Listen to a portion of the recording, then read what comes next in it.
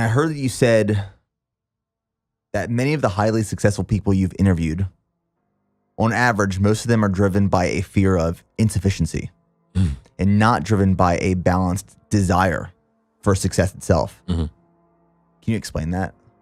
Yeah, so there was a study done on the traits that the most successful people on the planet have, and there's 3 of them that almost all of them have in common.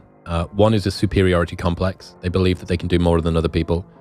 Second is a crippling fear of insufficiency, that they're terrified of not being good enough. And third is impulse control, that they can control the things that they look at as they go forward.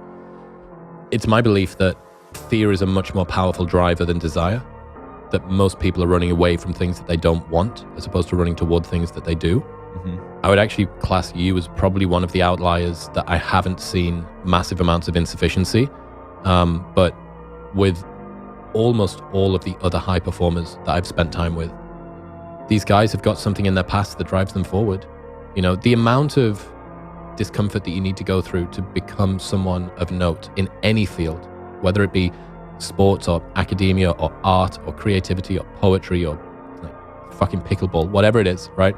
It requires such a massive activation energy that most people have more pain than they do love in life. And pain is a significantly more potent fuel.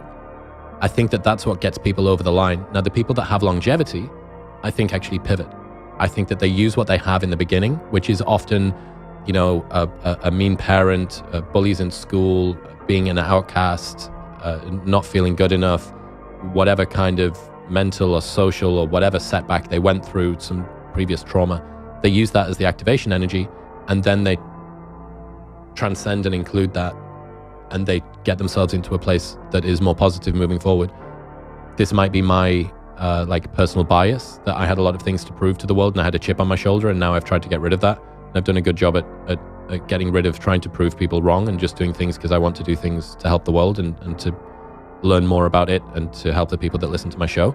But yeah, it's my belief that most people are running away from a life that they don't want as opposed to running toward a life that they do.